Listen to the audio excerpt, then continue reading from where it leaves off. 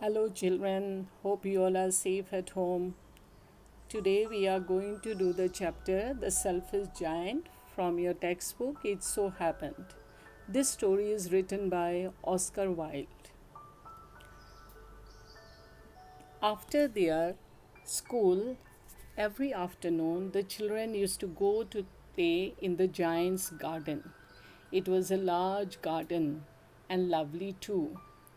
Over the soft green grass could be seen innumerable beautiful flowers. During spring, the peach trees that stood in the garden blossomed into pink and pearl and bore rich fruits. The birds used to chirp and sing sweet songs that even children used to stop to listen to them. The giant had been away for 7 years. He had gone to be with his friend the Cornish ogre. When he came back, he saw the children playing in his garden. He ordered them in a rough voice to go away and never come back. He then built a high wall around his garden and put up a notice board. Trespassers will be prosecuted. Trespassers means those who cross the boundary wall will be punished. The children became sad. They used to wander around the garden after their school got over. They used to keep gazing at the high wall and kept talking to each other about the beautiful garden. The giant was a very selfish giant. Soon the spring came all over the country except in the selfish giant's garden. There were little blossoms everywhere and chirping birds. The birds, the trees, the flowers, none of them cared to blossom or celebrate spring, as there were no children in the giant's garden. The only happy people in the garden were the snow and the frost. The snow and the frost realized that spring had not come to this garden, so they decided to stay in the garden for the entire year. They also invited the north wind and the hail to stay with them. The hail came and kept rattling on the roof till it broke most of the slates. The giant was unable to understand as to why spring had reached everywhere except for in his garden. He kept waiting, but the spring never came, nor did the summer or the autumn. One morning, while the giant lay awake in his bed, he heard lovely music. He thought that the music was being produced by the king's musician, who must be passing by. As he saw outside the window, he saw that there were no king's musicians but a linnet singing. Linnet is a bird. Then he saw the hail, the snow, and the winter all were gone. He could also smell a delicious perfume.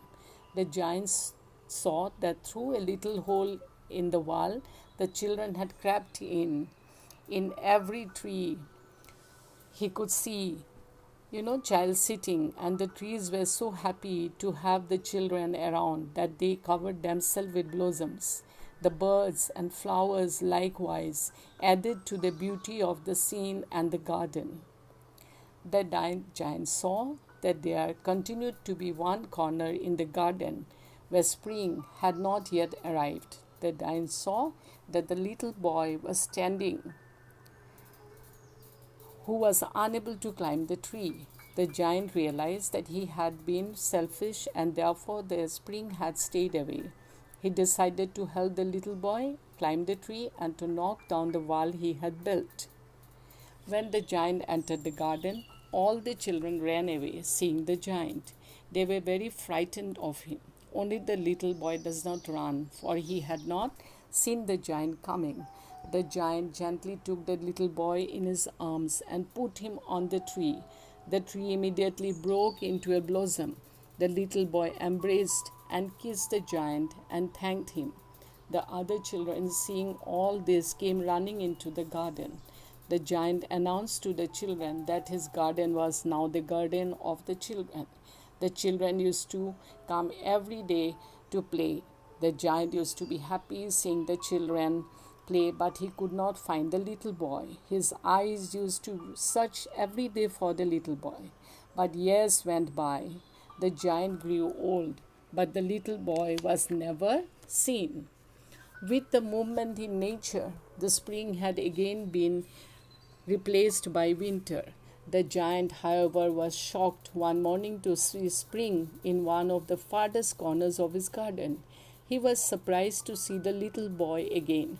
He ran to meet him, but as he came close to him, he saw the prints of 2 nails on his hands and feet. Now, children, only Jesus can have the mark of 2 nails on his hand and feet, Jesus Christ.